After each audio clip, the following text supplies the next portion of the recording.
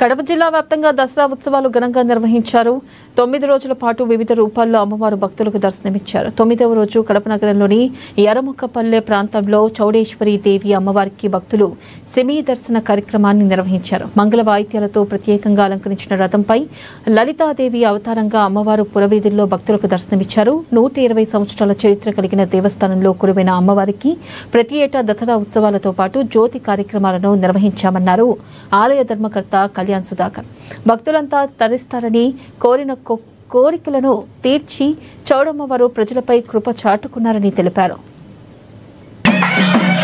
2వ తేదీ నుంచి ప్రతి రూపాలలో ఒక్కొక్క రూపంలో అమ్మవారు దర్శనం ఇవ్వడం జరిగింది. మొదటి రోజు చౌడేశ్వరి దేవి ఉత్సవం, మరుసటి రోజు గాయత్రీదేవి, తర్వాత లలితాదేవి అలంకరణ, తర్వాత గజలక్ష్మి అవతారము, మళ్ళా తర్వాత అష్టలక్ష్మి అవతారము, ఆ తర్వాత సరస్వతీదేవి అవతారము, రాజరాజేశ్వర అవతారము.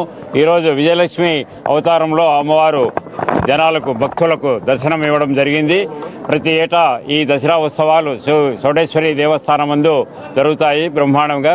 ఈ చౌడేశ్వరి దేవస్థానం 1962 నుంచి జరుగుతుంది. 1962 నుండి మా పెద్దలు నిర్మించి ఇచ్చారు. మళ్ళీ తర్వాత రీమోడల్ చేసి 24 సంవత్సరాలుగా పల్నాడు జిల్లా